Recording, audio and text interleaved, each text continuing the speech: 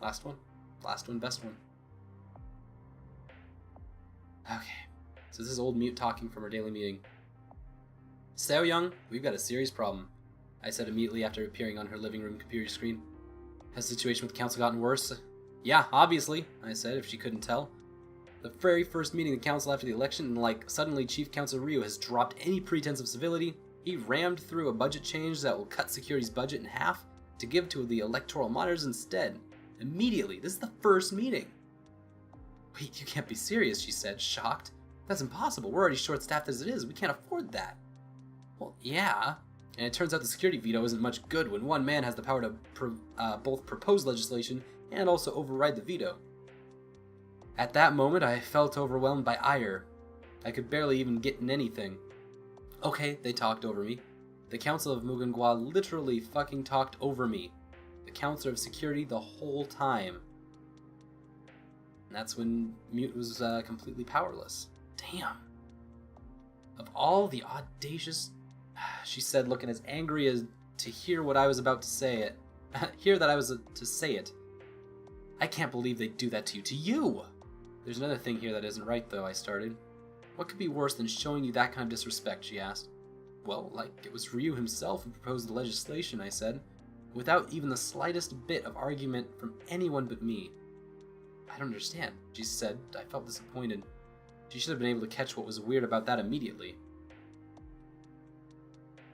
Because when it comes to proposing legislation, he's just the Counselor of Captaincy, right? But that should be under the purview of the Counselor of State, I said. So he has him on his side. That isn't unusual. Political alliances aren't weird. Certainly there's been legislation proposed by other counselors as a proxy for him before, but now he's not even putting up that facade. What's weird is that apparently the entire council is literally eating out of his hand. If they're letting him even overtly be responsible for proposing legislation, I said.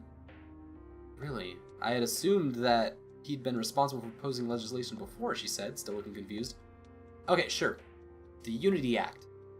But that was something that was directly about him. I said certain that was the only piece of legislation that he'd proposed himself, rather than getting one of the new councilors to do it.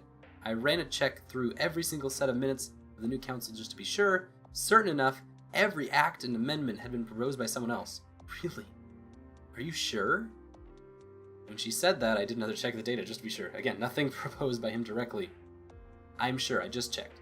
And despite there being pieces of legislation that were almost certainly his idea, none of them came from Chief Counselor Ryu himself. Every single one was proposed by one of those idiot new council... Then I suddenly stopped. My own phrasing making the slowest process reanalyze my search conditions. They were faulty. Of course they were faulty, it was too narrow. Oh no, I said. Of course, you're right. Lieutenant, I'm getting too old for this, too slow. I would have made the connection instantly when I was your age. Meritocracy Act, right? He said, of course. We even wondered at the time if it was a power play, didn't we? Yeah, we did. But you thought it was out of character, I said, recalling that evening. Oh no, I'm so sorry, it's my fault, she started to say before I cut her off. No, of course not. It didn't seem plausible at the time. I still don't get how, if the exams were rigged somehow, surely Counselor O would still be on the council. I don't think I would have made it that time either. He never gave up his position, absolutely no matter what. Right. I mean, that was the point of having them be held by the university, so the old Counselor O could control them. Okay, what if he tried to but something beneath him refused to? I asked, processing out loud. He would have just assumed they were taking the moral high ground.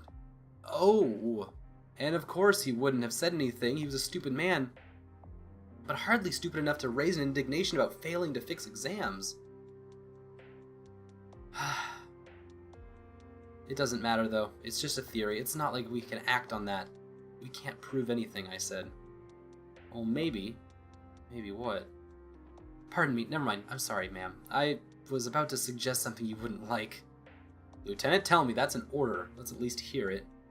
Well, could go through the logs of everyone at the university, see if anything incriminating comes up. We could not. Reading through the private documents of nobles, I said, shocked. That's absolutely impossible. Well...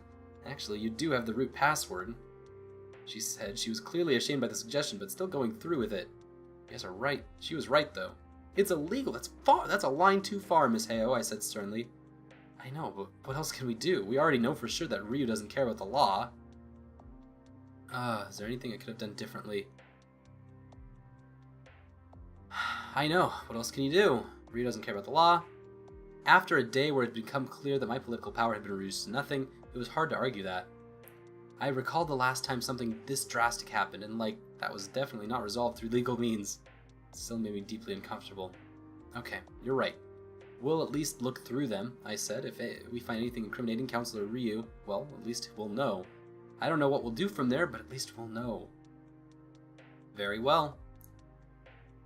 Right, well, it's going to take a while. Let's go through the files of every single person who was working at Mugunghwa University at the time, in sequential order, see if anything stands out. And I started the search. Okay, what the hell is up with all these nobles writing in Chinese? So far everyone has. I don't get it. I commented while running my analysis. How is this so widespread? I stopped mid-sentence. I hadn't found what I was looking for, but I'd found something even bigger while I was searching the files of Aone, the president of Mugunghwa University. I looked at Seo Young. She seemed far too anxious to just tell her as is. This is going to take a while for me to find anything. You should go get some tea.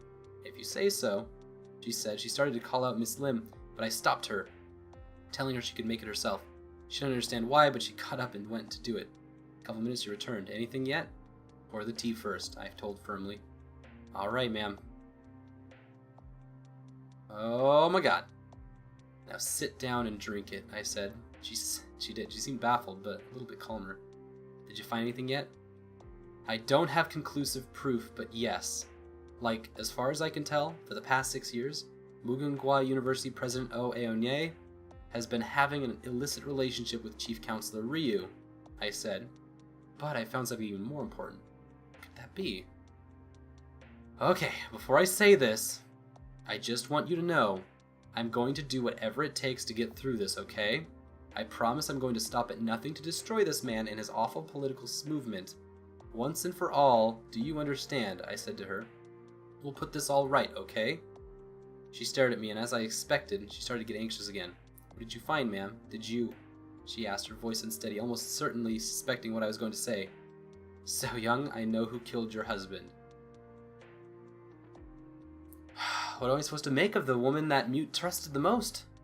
And betrayed old Mute the most? How should I feel?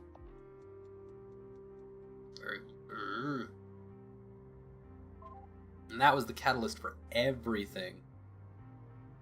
That's all of it, dude. That's it. We're pretty much out of power, so that's it for the end of the day. Then tomorrow, Earth. But we're gonna have to figure out a better way to interact in this dumb, stupid dialogue wheel thing, right? Okay. I am so sick of putting words in your mouth, but I think... Okay, actually, why don't you tell me what you think first? What's your conclusion, Mr. Investigator? Hate everyone equally. Aone and Ryu were right. It was all Mute's fault. I hate everyone equally. I'm not sure what Aone and Ryu were right about. Or how it was all Mute's fault. I hate everyone. She doesn't even like any of these decisions. I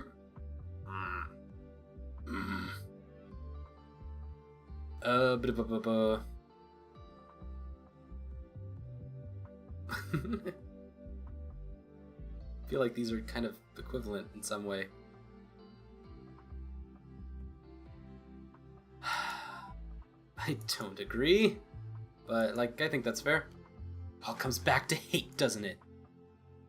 Yeah, Emperor Teijo and Queen Aone founded a dynasty on hatred for the way things used to be. And everyone on the Mugunghwa died because the Pale Bride was filled with hate, you know? It's hate all the way down. Hate self-perpetuating. Breaks you down, doesn't it? Maybe hate just isn't a good foundation. Maybe even if the ideals of the new dynasty were good. Maybe even if the old Mugunghwa was retrograde and unjust. Maybe hate only ends up making more hate. I don't think I can hate everyone. I think they can all be wrong. I think they can all be horrible. But I think hate is the wrong note to start off on, you know? Anyway, I guess that's just how it is. I'm really looking forward to being together with you, though. I have a lot to learn still, and I'm going to count on you to be a good companion. I'm sure we'll be great together, though. I've already learned so much from our little investigation together in just one day. Like, here's what I do know, though. I don't believe in second chances. I don't believe in clean breaks. You can't just ignore what happened in the past. You can't just say, it's better not knowing. If there's one thing I've learned from the construct who was here before me, is that you can't just have a clean start. That's the sort of thing that gets the entire population of Muganghwa killed. When Old Mute wrote her last message to be read after her memory was wiped, she said herself, "You're me. I'm not a different person. I'm her." That's what I believe anyway. Like, it's okay if you don't, but I know that's what she'd want from me. I'm Old Mute. I betrayed Heo Se-young, a woman who loved me for who I used to be, and had my memories wiped. I'm the construct who you met. I stupidly underestimated what a traumatized little girl from the past could do. I decided I couldn't live with myself. Those aren't things that other people did. They're things I did. I'm going to learn from my mistakes. I'm going to have a new job being your sidekick. But, like, that doesn't mean I'm a new person. I'm Mute, AI in charge of your ship's security operations. It's nice to meet you. Alright. We'll power down until tomorrow. I mean, we've got 3 days. That's it. I don't know if there's anything else. Thank you so much for all you've done for me. Let's work hard together on Earth. Wow. That's Hate Plus.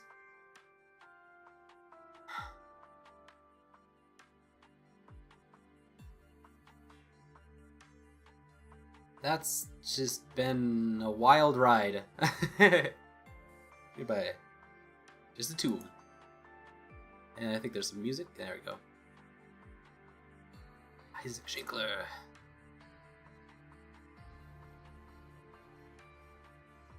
Hey, I got some hands, it looks like.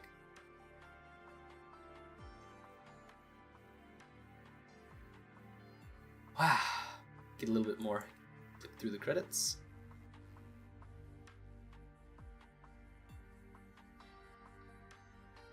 Mute sidekick ending. End of day 3. Ah, yeah! Well, alright. There are many more endings, many more paths to go down. But that's my ending, and I'm sticking to it. Thank you, everyone, for joining us. Thank you for being a part of what has just been an absolutely wonderful, amazing Let's Play. And to be able to share this with you guys is an absolute treat. It always is. So, thank you. Thank everyone. Thank people who made Hate Plus. It's just been so... I've got so much to think about, basically, is what I'm saying. And it's been too much fun. I don't even know really how to say goodbye. We'll be here. I'll keep doing what I'm doing. You guys all keep doing what you're doing. And yeah, I'll see you guys next time for more awesome Let's Plays. For more awesome stuff like this. Thank you, and I'll see you next time.